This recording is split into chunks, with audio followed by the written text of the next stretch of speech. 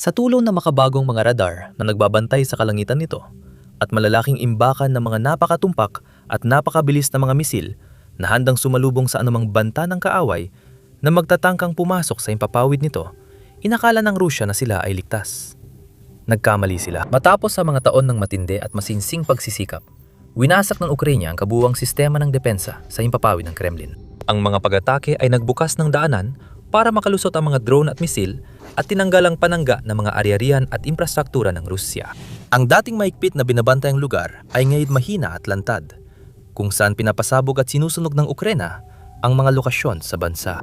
Habang humihina ang depensa sa himpapawid ng Rusya, lalong nagiging mapaminsalang pag-atake ng Ukraine na nagtutulak kay Pangulong Vladimir Putin sa mas malalim at madilim na sitwasyon na baka hindi na niya matakasan.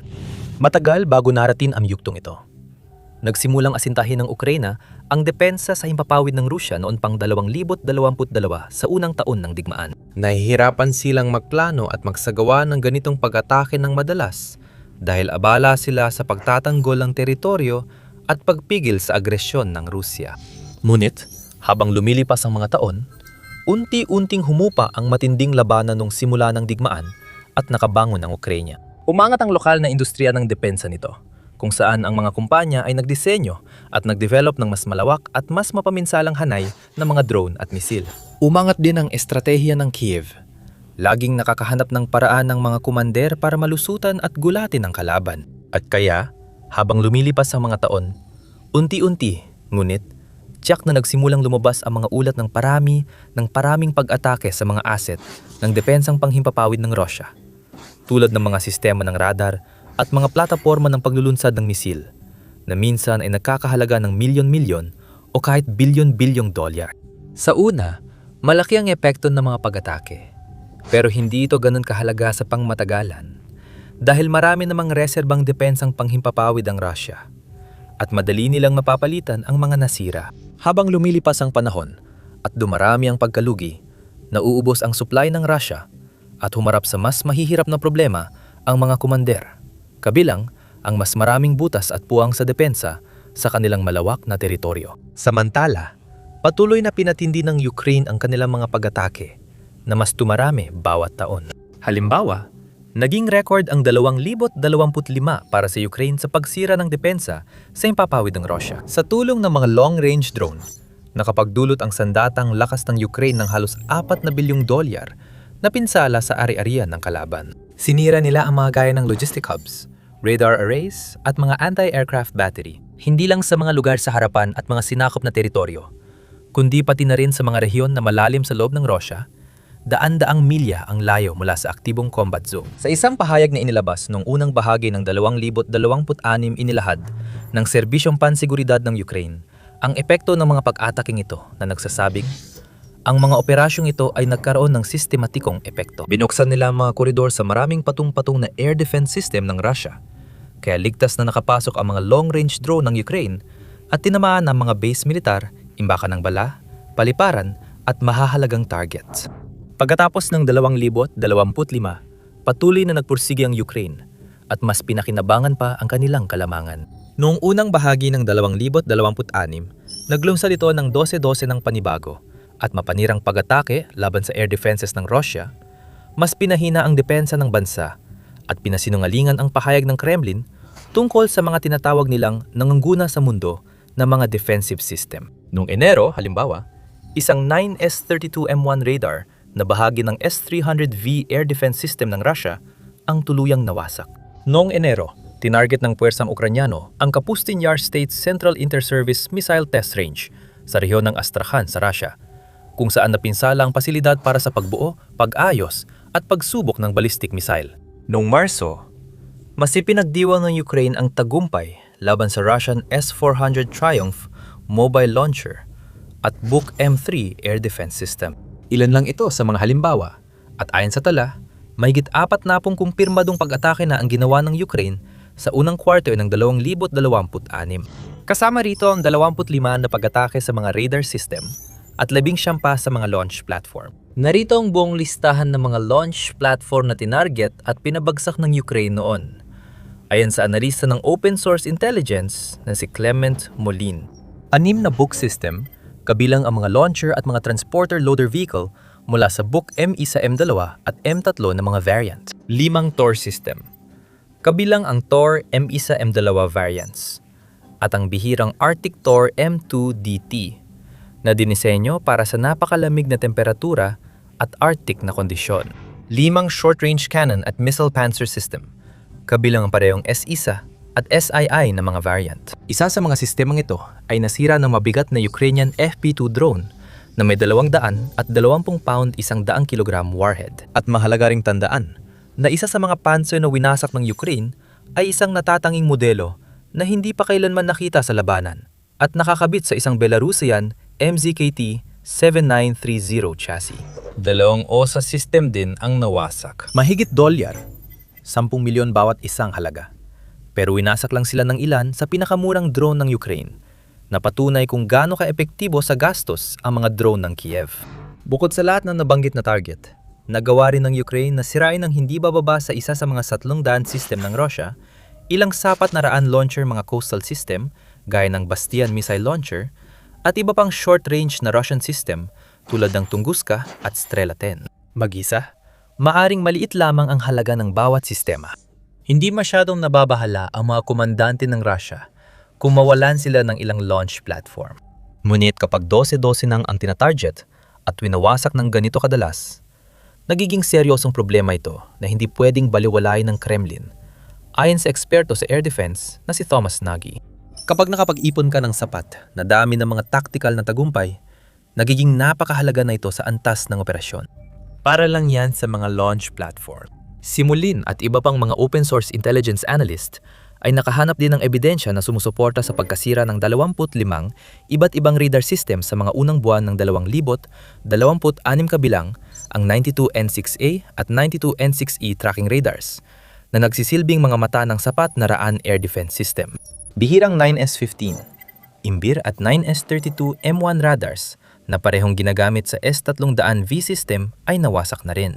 At ganoon din ang mga radar mula sa S350 Vityaz system tulad ng 50N6E multifunction radar. Naranasan din ng Rusya ang pagkawala ng ilang mamahaling miyembro ng Nebo radar family tulad ng 55ZH6U Nebo U at 1L119 Nebo SVU na nagkakahalaga ng $100 milyong kasama ang Podlet at Castor 2E2 low-altitude radar systems. Marami ring early warning at anti-drone radar ang nawasak, tulad ng 100 at 82 Prima Pilabing, 8 Terek at Sopa 2. Pati na rin ang mga air traffic control system gaya ng RSP-10. Ngayon, ang ilan sa mga radar at air defense platform na ito ay nagmula pa nung panahon ng Soviet, habang iba naman ay mas bago, at marami sa mga ito ay kabilang sa pinakamagagandang opsyon ng Rusya para ipagtanggol ang kanilang himpapawid at protektahan ang kanilang mga infrastruktura.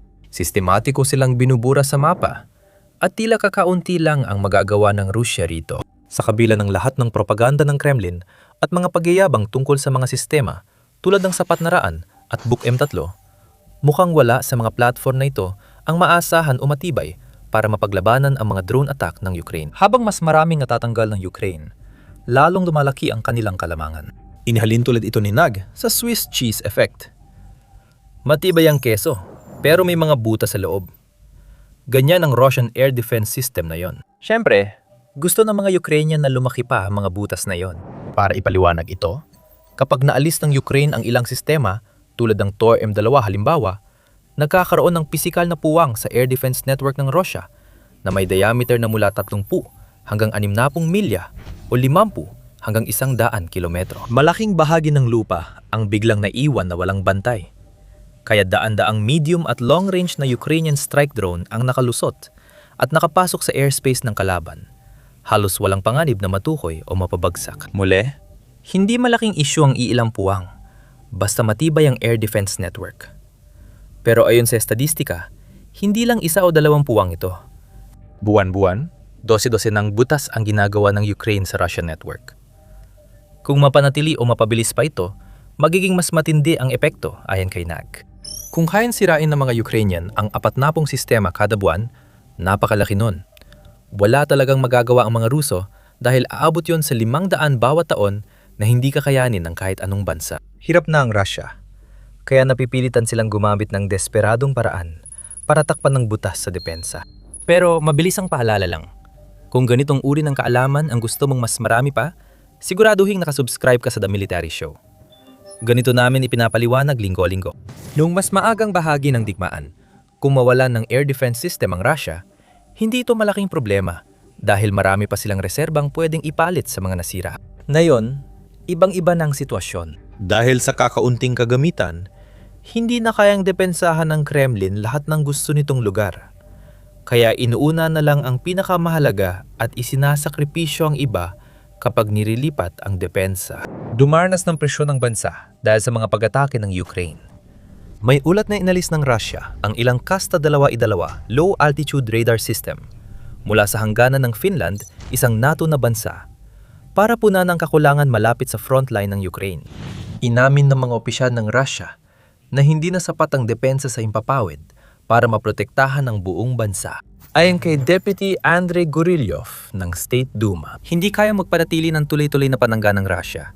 Kaya inuuna nitong protektahan ang pinakamadalaking lungsod at mahahalagang infrastruktura gamit ang limitadong yaman. Ibig sabihin, may mga lugar na lantad na ngayon at handa na ang Ukraine na samantalahin ito. Naghahanda ito para sa malaking upgrade sa air capability, gaya ng pagdating ng 4 na plus generation Mirage, 2,000 at 5 fighter jets mula France. May makabagong avionics. Ipinagmamalaki ng mga jet na ito ang Siyam Napu, 8% tagumpay sa pagharang ng Russian cruise missile at Shahid attack drones. Kaya rin nilang magdulot ng matinding pinsala sa mga kagamitan ng kalaban gamit ang kanilang onboard na AASM Hammer-Guided Bombs o Storm Shadow missiles. Inasahan ding malapit nang i-integrate ng hukbong himpapawid ng Ukraine ang JAS-39 Gripen Supersonic Multi-Role Fighter Aircraft mula Sweden. Ang Gripen ay flexible at kayang mag-take off sa maikling runway.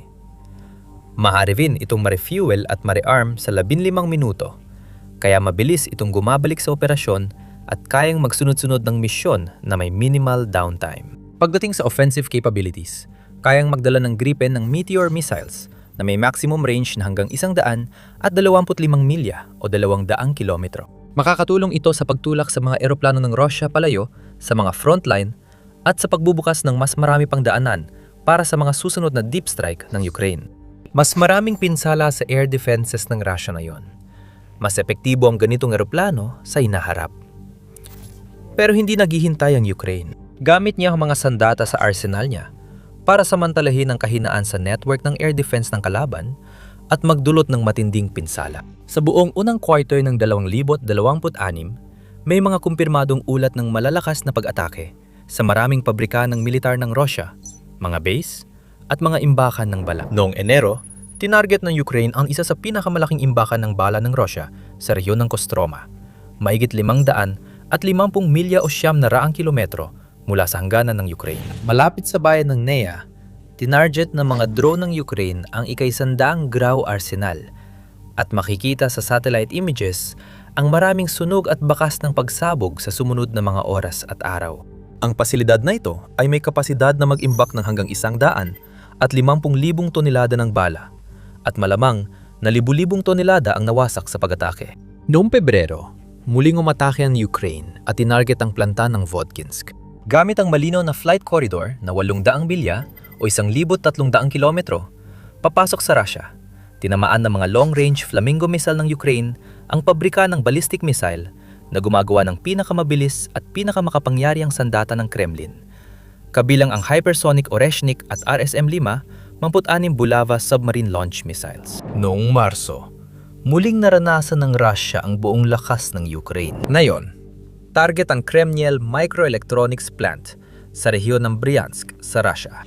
7 Storm Shadow missiles ang tumama sa planta, isa sa pinakamalaki at mahalagang pasilidad na gumagawa ng chips para sa Iskander missiles at ilang S-400 air defense systems. Kaya, ang pag-ataking ito ay nagdulot ng matinding pinsala sa kakayahang pandepensa at pang-opensiba ng Russia sa isang iglap lang. Ilan lamang ito sa mga halimbawa. Nagsagawa rin ng Ukraine ng maraming pag-atake sa Russia. Tinatarget ang oil port, refinery, pipeline at logistic hub. May epekto ang mga pag-ataking ito at mahalaga na aktibong pinapahina ng Ukraine ang depensa ng Russia. Sa tuwing winawasak nito ang isang imbakan o napipilitang magsara ang isang planta ng paggawa ng missile, nababawasan ang kakayahan ng Kremlin na ipagtanggol ang sarili nito.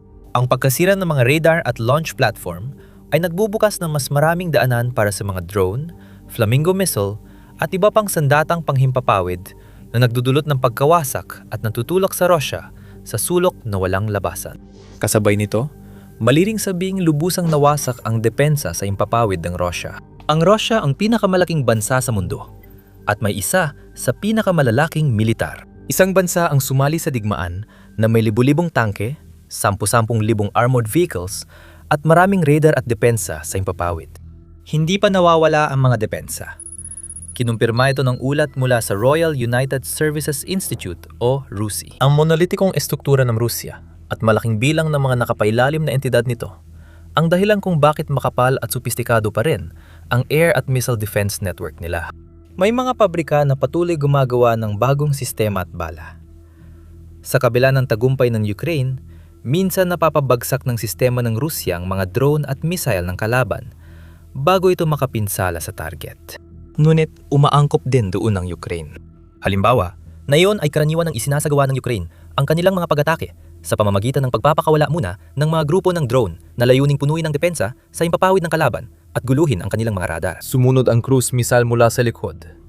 Dumaan ng hindi nasabat at nagdulot ng matinding pinsala. At dahil nakabuo ng Ukraine ng isang napaka-epektibong industriya ng paggawa ng drone, kaya nitong gumawa ng napakaraming unmanned aerial vehicles na kailangan nito ng hindi gumagastos ng malaking halaga.